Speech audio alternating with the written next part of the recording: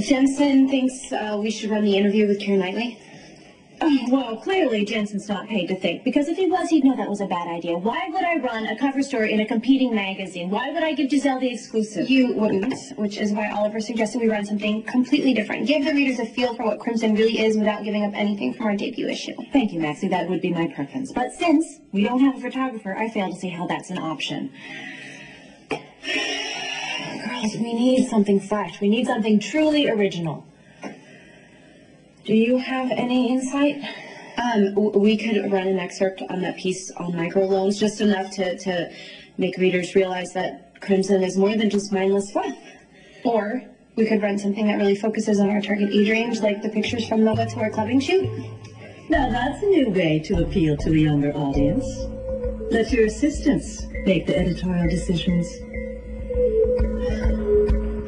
This face of yours is absolutely divine.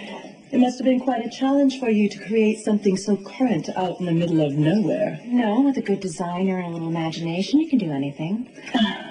I'm surprised you could find a designer willing to travel all the way out to the hinterlands. No, what's surprising is that you did. To what do I owe the pleasure?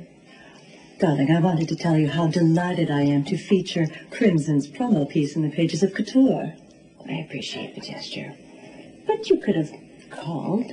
I know how busy you are. Oh, nonsense, please. You know I always have the time for you. We can visit.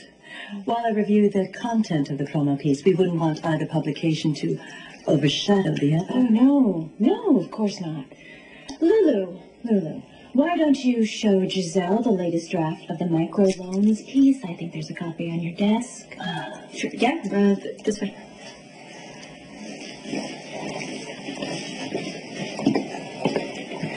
Okay, I do not have time to deal with Giselle. You need to find Jax, and you need to tell him he has to come here and distract her. Okay, go, Maxie. You need to go to the office right now.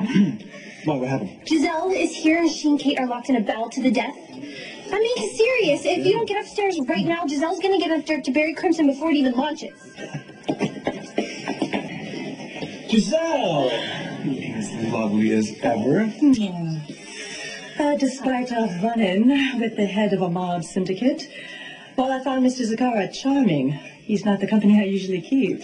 Oh, in that case, we'll have to find something more appropriate for you to do during your visit. If I remember correctly, you're always up for a game of chance, are you? What do you have in mind? Roulette, actually. Monte Carlo or Dubai? The Haunted Star. It's a casino on the waterfront here, and Kate and I were just about to go over there after work.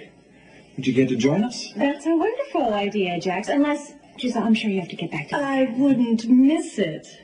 One doesn't often get the chance to gamble in the wilds of upstate. Shall we? Just get my purse.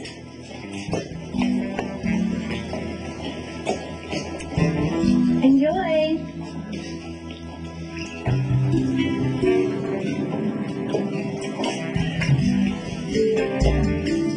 What the hell was Anthony Zakara doing? I don't have time to explain. I have to find Johnny. Really? Where's Lulu? She left. Did she say when she'd be back?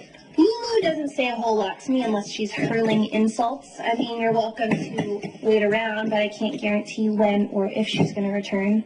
She's not exactly known for her attentiveness to this job, but I keep holding out that the last responsible bone in Lulu's body will pull through and she'll show up to finish her work. Have you tried to call her? Yeah, a couple of times. Went straight to voicemail. Well, Kate makes us turn our cell phones off while we're working for her. Something about us being here to answer her calls and not our own. I'm sure she just forgot to turn it back on. Guess I'll wait.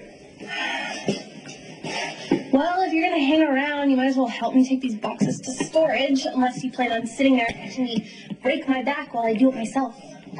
You know, somehow you strike me as anything but helpless.